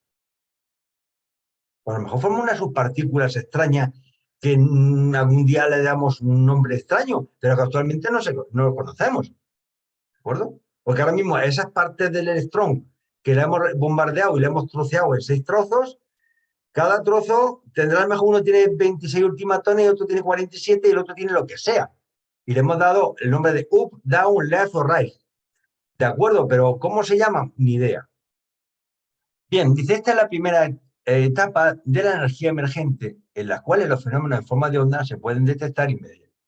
Ahora mismo hace muy poco se ha empezado a medir este tipo de fenómenos a través de unos ciclotrones enormes que están montados en Suiza, para bombardear la materia y descomponer la estructura atómica a los niveles inferiores al electrón. Aunque realmente lo que estamos destruyendo no son los electrones, son los núcleos atómicos. Ya nos gustaría destruir los electrones. Rayos ultimatónicos. La reunión de la energía en esferas diminutas de ultimatones ocasionan vibraciones en el contenido del espacio que son discernibles y mensurables. Ni idea de qué esos rayos son. Son elementos que están hechos por ultimatones, pero que son menos de 100, porque si no formarían electrones, serían como flujos rayos de electrones. Y son no tenemos ni darle nombre porque no sabemos de lo que están hablando. Dice, mucho antes de que los físicos descubran el ultimatón, indudablemente detectarán los fenómenos de estos rayos que caen en cascada sobre Urantia. Bueno, pues ya estamos descubriendo que de Urantia, además de venir la luz y tal, pues vienen rayos gamma, rayos beta, rayos delta, de zeta, hay un nombre, un montón de palabras griegas, que le asignan a estos rayos que son, por cierto, rayos ionizantes.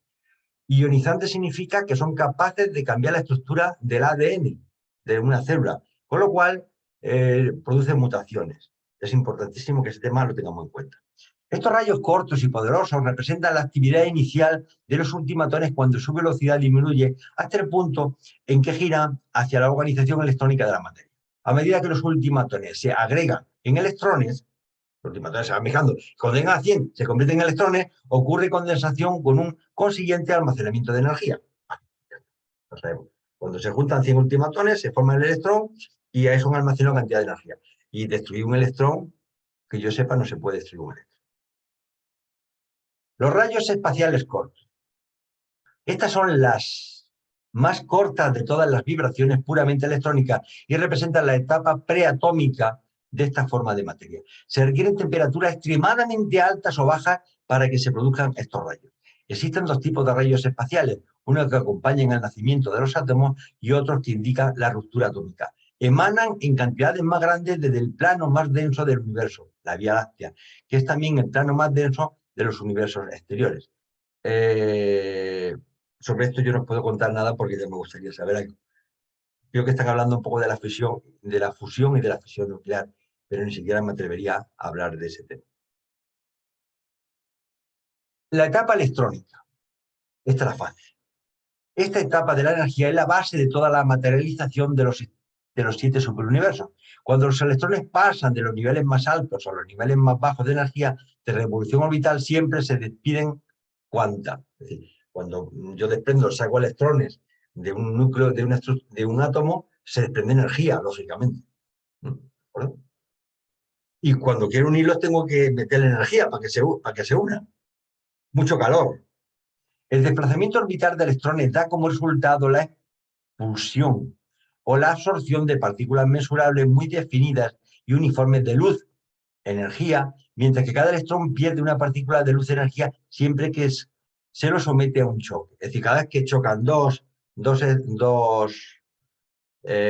átomos se desprende, salta un electrón. Bueno, ya lo sabéis, cuando cogéis dos piedras de pedernal y las golpeáis unas con otras, a que saltan chispas. Pues eso es lo que está diciendo.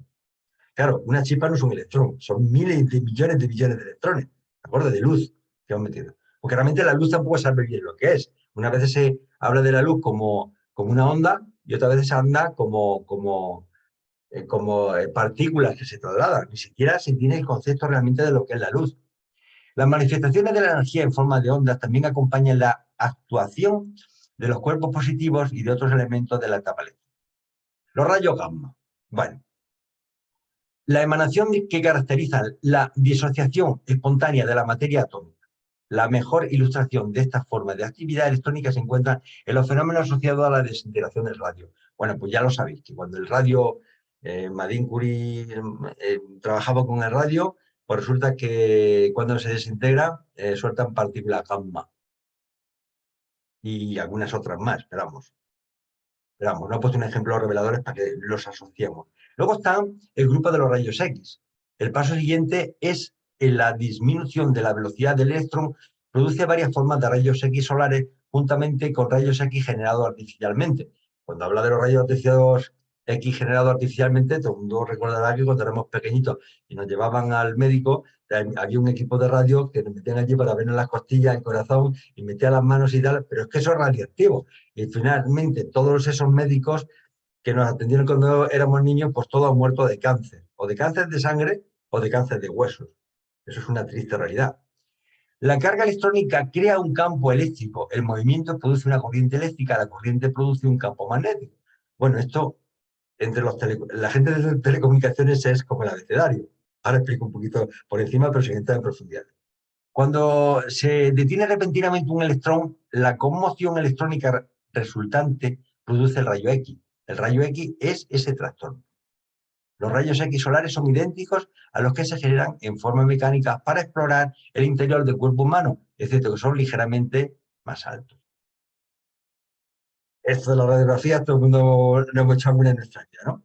Y lo importante que quiero que sepáis que ese tipo de radiaciones realmente están compuestas por dos campos. Uno que es un campo eléctrico y un campo magnético, que van avanzando en el sentido de una flecha. Es decir, todos los campos electromagnéticos se transportan en línea recta, en un sentido, tienen una dirección y un sentido.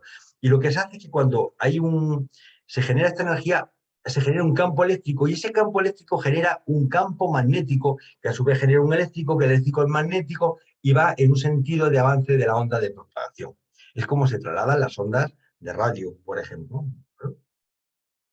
Están los rayos ultravioleta o químicos de la luz solar y las varias producciones mecánicas. De eso ya sabemos mucho, sobre todo las señoras para ponerse morenitas en verano. La luz blanca es el total de la luz visible. Muy bien, estamos de acuerdo. Esa es de las pocas cosas que entendemos a la primera. La luz blanca es la luz visible, pero sabéis que la luz blanca no es blanca, es una composición de un montón de frecuencias, que va desde el rojo hasta el violeta, por 7 niveles, y cuando yo esos 7 niveles de esas frecuencias las junto, sale luz blanca. Y la luz blanca, si la paso por un prisma, se descompone en un prisma y salen los 7 colores del arco iris. Y si esos 7 colores del arco iris los meto a través de un prisma, sale luz blanca. ¿Vale? Es para recordar conceptos de cuando éramos niños. Rayos infrarrojos, bueno, ondas hertzianas. Onda hertziana, la energía utilizada en Urantia para la radiodifusión. Vale, todo el mundo lo sabe. De todas estas 10 fases de actividad en forma de ondas de la energía, el ojo humano puede reaccionar tan solo a una octava. Acordaros, a la octava de la luz. Era la 60 y... Ya no me acuerdo cuál era. Tendría que haberlo apuntado aquí. La totalidad de la luz solar normal, es decir, nosotros realmente vemos muy poco, es decir, de todas esas radiaciones que hay, de todos esos 100 niveles de energía que se propagan por el universo, solamente vemos una octava, que es la luz blanca. Lo demás, ni vemos infrarrojo, ni ultravioleta, ni para arriba, ni para abajo. Pero hay personas que pueden tener ciertas sensibilidades especiales y pueden ver, hay gente que ve dentro del espectro más alto y bajo. ¿De acuerdo? Esto nos pasa incluso con el oído. ¿Sabéis? Nosotros escuchamos la frecuencia del oído, es muy baja, es entre los 100 hercios y los 3 kilohercios. Pero, por ejemplo, hay ciertos roedores que escuchan los 30 kilohercios. Nosotros no lo escuchamos. Los perros, por ejemplo, también escuchan frecuencias más altas que nosotros no lo escuchamos. De hecho, hay silbatos para asustar o llamar a los perros que el humano no lo escucha. Con la luz pasa lo mismo. Hay muchos animales que ven frecuencias por encima de la luz visible de esta octava que nosotros no vemos. Hay animales que ven en la noche. No os asustéis, pero es verdad, hay animales. En mi casa hay alguna cucaracha que yo estoy seguro que ve por la noche. Dice, el así llamado éter es meramente un nombre colectivo para designar a un grupo de actividades de la fuerza y de la energía que ocurren en el espacio. El éter, la nada. Los ultimatones, los electrones y otras agregaciones de masa de energía son partículas uniformes de materia y en su tránsito a través del espacio proceden en línea recta. Lo que hemos estado hablando. Todas las energías se transmiten en línea recta. La luz y otras formas de manifestaciones reconocibles de la energía consisten en una sucesión de partículas definidas de energía que proceden en línea recta, excepto cuando son modificadas por la gravedad u otras fuerzas que se interponen. Un ejemplo, la luz se transmite siempre en línea recta, pero la luz pesa, como dicen los reveladores. Entonces, cuando hay unas estructuras, sistemas solares o sistemas con una gravedad inmensa, la luz se curva. La luz es sensible a la gravedad. A mí fue una de las cosas que más me impresionó del libro Durante, porque eso se ha sabido hace muy poco.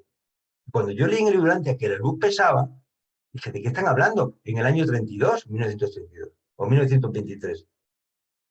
Lo hemos sabido, pero hace muy poquito. El hecho de que estas procesiones de partículas de energía aparezcan como fenómenos en ondas, cuando se les someten a ciertas observaciones, se debe a la resistencia del manto no diferenciado de energía en todo el espacio. Al hipotético éter. Ahora ya no le llamamos éter, ahora le llamamos energía oscura o materia oscura. ¿Vale? Ya hemos cambiado un poco, pero sabemos lo mismo, es decir, nada. Y a la tensión intergravitacional de las agregaciones asociadas de materia. El esparcimiento de los intervalos de partículas de la materia, juntamente con la velocidad inicial de los rayos de energía, establecen el aspecto ondulatorio de muchas formas de energía material. La generalidad. La excitación del contenido del espacio produce una reacción ondulatoria. Todo en el mundo que se mueve siempre es a través de una reacción ondulatoria. Y lo vais a ver con algún ejemplito. De una reacción ondulatoria al pasaje de partículas de materia en rápido movimiento, tal como el pasaje de un barco por el agua da inicio a las olas de amplitud e intervalos variables. Esto es una realidad. Pero esto pasa con el sonido mismo. Cuando yo llamo a alguien o doy un grito, lo que estoy haciendo es que esas variaciones de presión que provoca mi diafragma, las cuerdas vocales, mueven las moléculas que hay en el aire que chocan con otras moléculas y se va transmitiendo en línea recta, ¿de acuerdo? En línea circular, esa señal se traslada hasta que se va amortiguando y desaparece. Un ejemplo es también cuando cae una piedra en agua, o las olas que forman un barco cuando se traslade. Y el sonido también igual, la luz del pasa igual. La conducta de la fuerza primordial producen fenómenos que son de muchas maneras análogos a vuestra postulación del éter. El espacio no está vacío. No está vacío. Materia oscura y energía oscura. Las esferas de todo el espacio giran en remolinos y se precipitan a través de un vasto océano de fuerzas, energías extendidas. También está el vacío contenido del espacio de un átomo. Es que el átomo realmente, las partículas son tan pequeñas que el átomo realmente está vacío. Si es que está todo vacío. Es decir, el átomo está vacío, pero es que además la distancia que hay entre átomos es tan grande que también está vacío. Es que prácticamente vivimos en el vacío. Sin embargo, no hay éter y la ausencia misma de este hipotético éter impide que el planeta habitado se precipite en el Sol y que el electrón giratorio se precipite en el núcleo. Gracias a que hay esa materia, fuerza, energía oscura, que ahora mismo hablamos a nivel del universo, pero que los físicos nunca han oído hablar, porque la primera referencia que se hace sobre este tema es en el libro Durante, es que entre los protones y los electrones hay algo hay algo que desconocemos y es lo que evita que se precipiten los electrones contra los protones y viceversa. Es decir, que no solamente en el cosmos hay materia y energía oscura, es que también la hay dentro de la misma estructura del átomo. Y esto la ciencia actualmente lo desconoce completamente. Si tú hablas con un físico, dice, dentro de la estructura atómica no existen nada más que las cargas positivas y negativas, los protones o los neutrones, se acabó, y dentro, entre medias, el éter, no hay nada. Bien, y gracias por vuestra presencia. Le paso la palabra, dejo de compartir. Si alguien quiere alguna preguntita sencilla, la contestamos. Si no, pues ya sabéis que los reveladores muchas cosas no revelan. Pues Rafael, tú mismo. Sí, me gustó mucho tu exposición y tu vinculación con la física que hiciste. Estuvo muy buena, me gustó mucho, así que gracias. Había leído este capítulo, pero no lo había revisado tan en detalle. Creo que es bueno volver a revisarlo. Así que eso era nomás. Agradecimiento nada más. Carlos y Esther, daros por abrazados. Don Luis, cuando usted quiera. Luis, Yo tengo una pregunta. Bueno, hay un montón de cosas porque como ya lo habíamos dicho, pues es un tema complicado.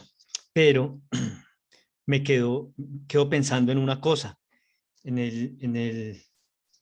el numeral 4 hay una parte que dice, el espacio más vacío que se conoce en Nevadón daría unos 100 ultimatones, el equivalente de un electrón. Hasta ahí, bueno, trato de entender.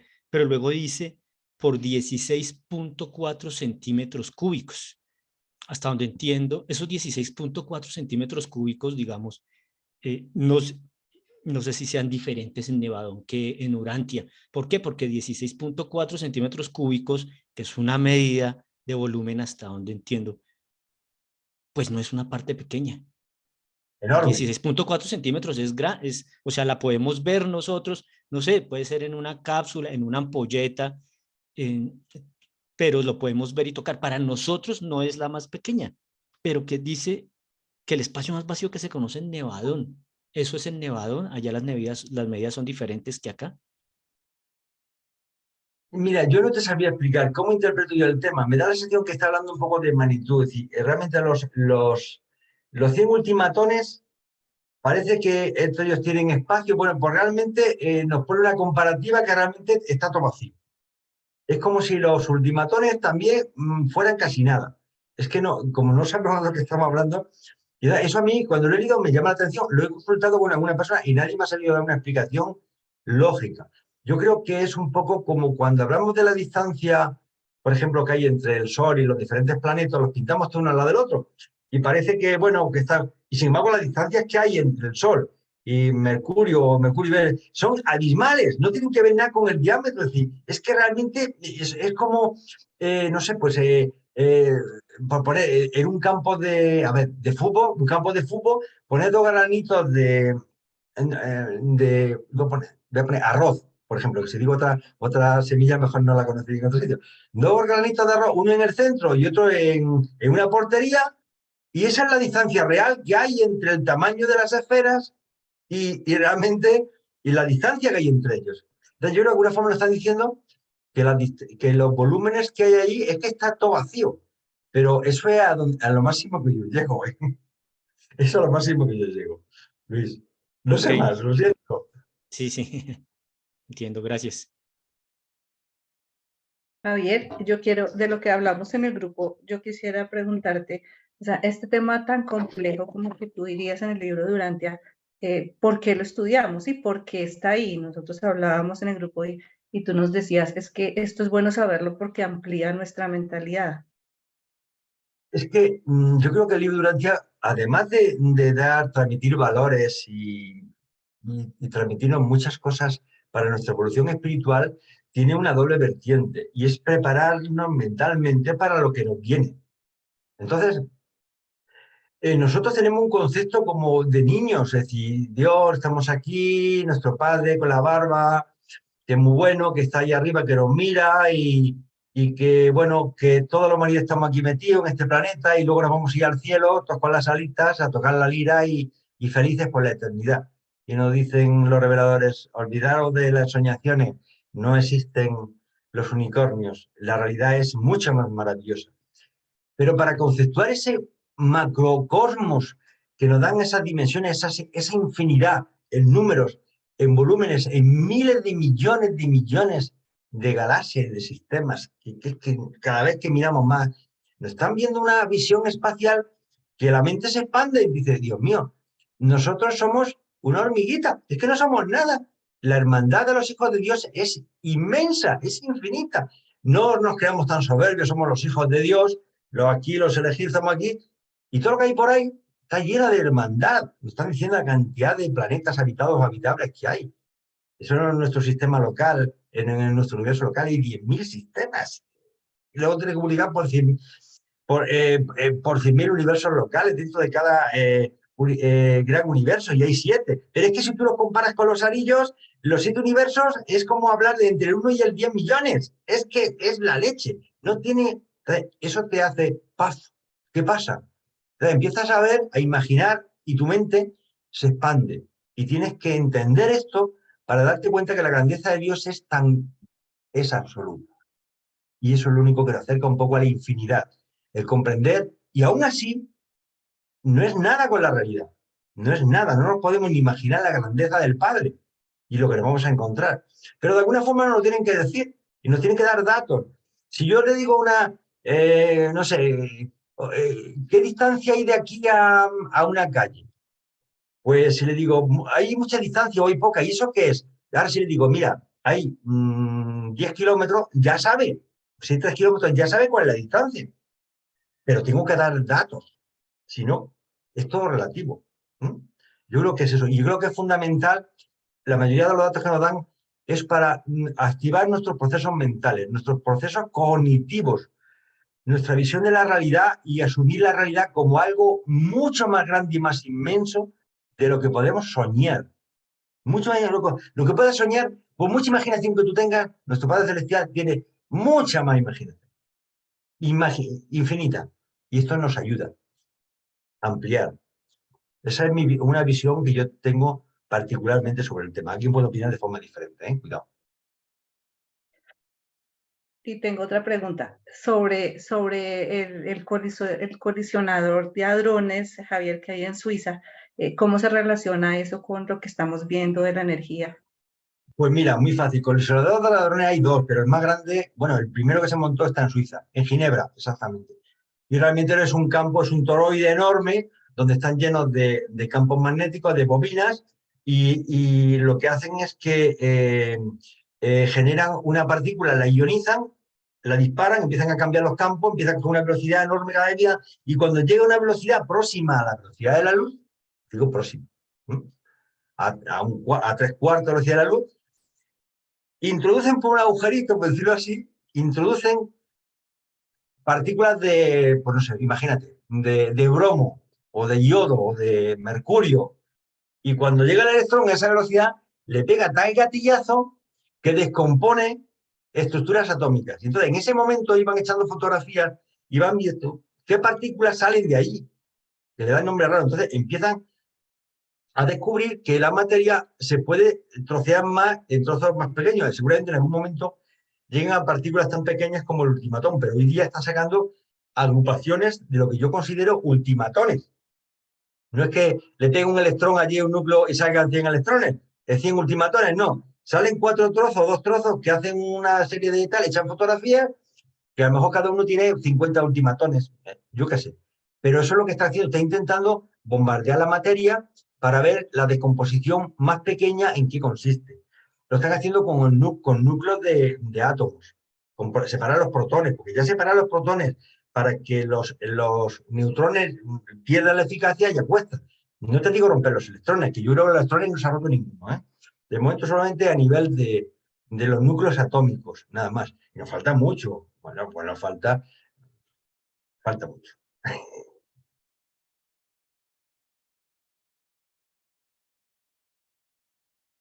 Bueno, pues si no hay más preguntas, hoy hemos acabado temprano.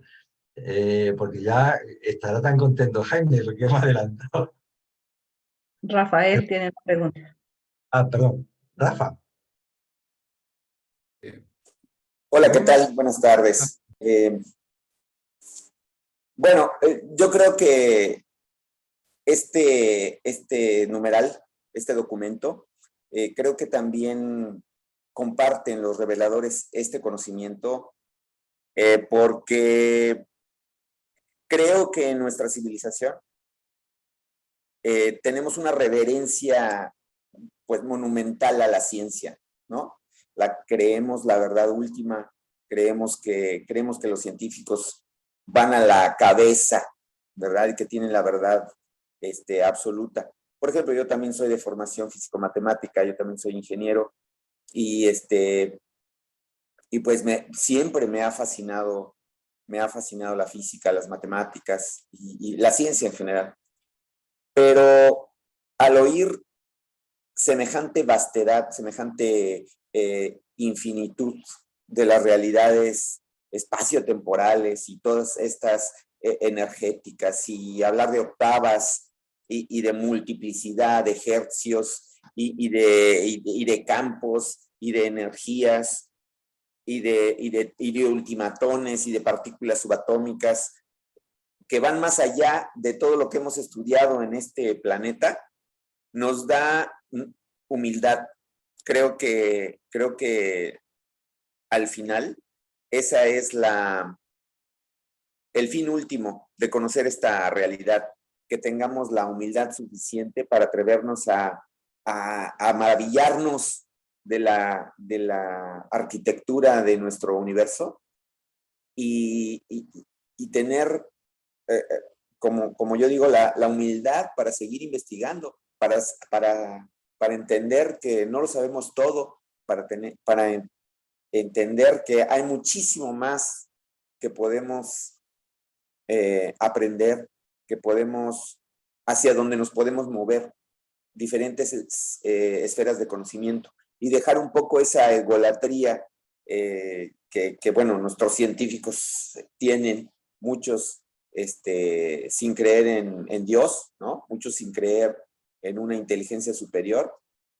Tal vez deberían dejarse impregnar por esta sabiduría de las escalas y los ultimatones y las diferentes formas de energía, y tal vez podrían intuir, podrían adentrarse hacia alabar a nuestro Padre, ¿no? Que pues tiene toda la creatividad universal a su servicio, ¿no?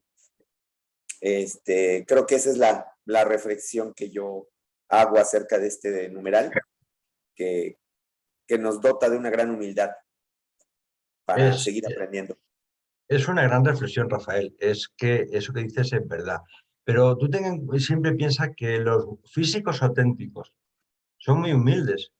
El físico auténtico solamente sabe que no sabe nada y te lo muestra. Exacto. El soberbio, el engreído, ese es un pobre físico. Ese se llama físico por llamarlo de alguna forma. Es decir, las personas profundas, cuando estudian el comportamiento de la naturaleza, de la materia, se dan cuenta de la grandiosidad. No se atreven a decirle Dios. Hablan de energía primordial, de espíritu inicial, le ponen nombres, pero ellos saben que hay algo, porque hay un tema que está claro. Yo alguna vez he hablado con compañeros y decirle, vamos a ver, el pensar que la naturaleza moviendo las piedras ha hecho los 200 engranajes de un reloj de esos de pulsera, y que moviéndose el tema se empiezan a juntar las células, los rodamientos y se ponen los ejes y se juntan y luego al final se ponen horas y lo hace la naturaleza solo, y dice, es una barbaridad pensar, si es que una célula es mucho más compleja que eso, una célula es mucho más compleja que eso. Entonces, eso sí y lo otro no. Entonces, tienen que darse cuenta de que hay una mano inteligente detrás, y es que no quieren reconocerlo, pero es que la realidad es tan evidente. Cuando profundizas en el conocimiento de las cosas, tienes que acachar las orejas y decir, solo sé que no sé nada, y que esto lo ha tenido que hacer una inteligencia. Claro, ellos no dicen que no tienen fe, porque no quieren creer en ese Dios con barba y con el triángulo puesto y con cara de mala leche, enfadado siempre. Pero en un ser omnisciente, inmenso, infinito, cósmico, sí se acercan a esa concepción. Pero es que las religiones no le permiten acercarse a esa a ese ser. Y algunos se aproximan, pero ya le quitan la personalidad. Ah, pero no puede tener personalidad. Pero, vamos a ver. Pero bueno, es que esto forma parte de la evolución del ser humano. Oye, la fe es un regalo. Y por muy ingeniero que sea, por muy arquitecto que sea, el regalo lo coge quien extiende la mano. Y tú puedes ser el presidente del gobierno, extiende la mano para recoger tu regalo de la fe. Amigo, los niños sí recogen los regalos de la fe, porque confían. El soberbio no, porque desconfía. Allá ellos. Ellos se lo pierden. Así es. Muchísimas gracias, Javier. Muy, muy bonito. Gracias Explicado. a ti, Rafael. Gracias. Pues, sin ir a mal, yo le paso la palabra a Marta, que es la que manda, y a partir de ahí lo que tú quieras. No, creo que ya terminamos, Javier. Muchas gracias. De verdad que eres un genio en estos temas. Muchas gracias porque realmente sin esas explicaciones hubiéramos quedado en las mirando las nebulosas, ¿no? Como dice el documento. Y le pasamos la palabra a Jaime. Muchas gracias, Claudio. Yo sé que hiciste un esfuerzo bastante grande para entender este documento. No era fácil. Nos falta la segunda parte. Están cordialmente invitados para dentro de 8 días. Está la segunda parte. Javier también nos va a acompañar. Entonces, muchas gracias a todos. Jaime. Muchísimas gracias. Chao, chao. Tienes el micrófono apagado, Jaime.